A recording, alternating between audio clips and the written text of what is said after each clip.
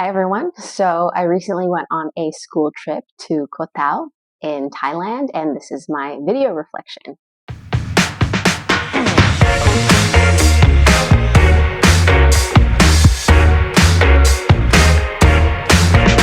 So this trip was titled Care for Coral, and we were working with New Heaven Dive Center in Koh Tao. And so what happened on day one is your regular logistics stuff. So we met at the school, we took a bus to the airport. From the airport, we took a flight to Koh Samui. And then once we got to Koh Samui, we had a short transfer from the airport to the ferry. Then here's probably the worst and maybe best part of the trip was we took a 1 hour and 40-minute speedboat ride from Koh Samui to Koh Tao. During the speedboat ride, we were warned that it was going to be rocky and wavy. What ended up happening was about half of everyone in the boat. So this was a trip with 3 chaperones. I was one of 3, and 25 students. About half of us just were puking nonstop throughout this entire trip. All the chaperones were sick, including myself. I was holding my trash bag and trying to aim my sick into the bag. Students were flying around. It was chaotic. Anyway, it was a really great bonding experience, and I've been told that not all speedboat rides are like this.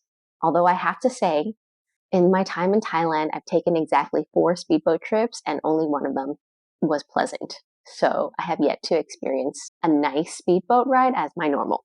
Once we got to Koh Tao, we got settled into our hotels. We were staying at a really nice resort at the top of this hill called Koh Tao Resort with a beautiful view and an infinity pool. It was amazing. From there, the students met the folks at New Heaven Dive School, and there were several dive masters and researchers who are doing work with marine conservation. So they had a 90-minute lecture on introduction to ecology. Then we had dinner at a very nice restaurant, and there was the first night dive that was offered to students. So they went out and they got to see some of the marine life that happens at night. Day 2 was centered on the service components of our trip. We had activities with a local school, and there were a bunch of kindergartners, and the kids got to play around and interact with these kindergartners for about 2 hours.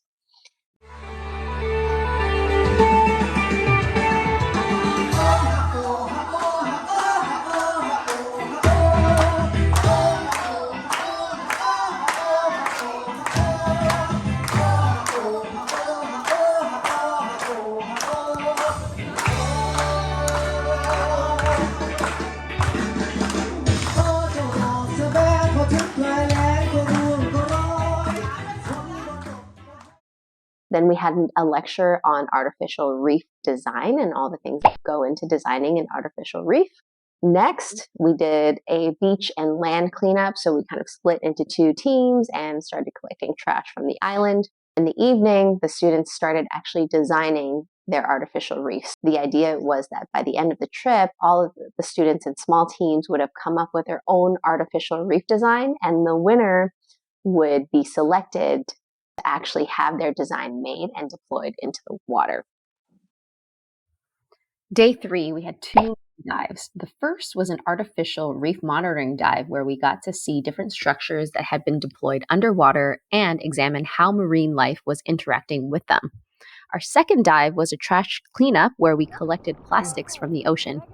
For students who are not divers, they got to learn free diving from the instructors. This was probably the best day out of the entire trip as we got to spend the whole day on the boat, in the water, and the weather was fantastic.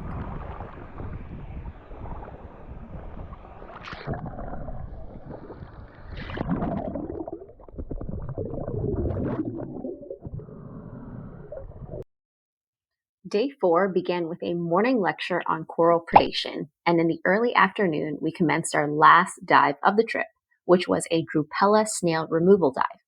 Now, drupella are an invasive species, and we spent about 30 to 40 minutes in the water with tongs and a container to remove as many drupella as we could. We also got to see an artificial reef being deployed into the water. In this video, you can see 2 dive masters who basically free dove the reef into the seabed.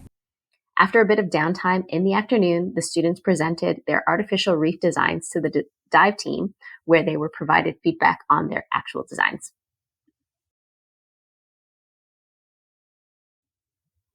And finally, this brings us to day 5, where we enjoyed our last breakfast at the resort, wrote thank you notes to the team at the dive center, and were off to the ferry, where we luckily had a smooth ride and eventually caught the plane back to Bangkok. Okay, so that was a little bit about the trip itself. In the next video, we're going to talk about the pricing of the trip and all the considerations that go into planning a trip like this for school. Thank you for watching. Please hit like if you enjoyed watching that video.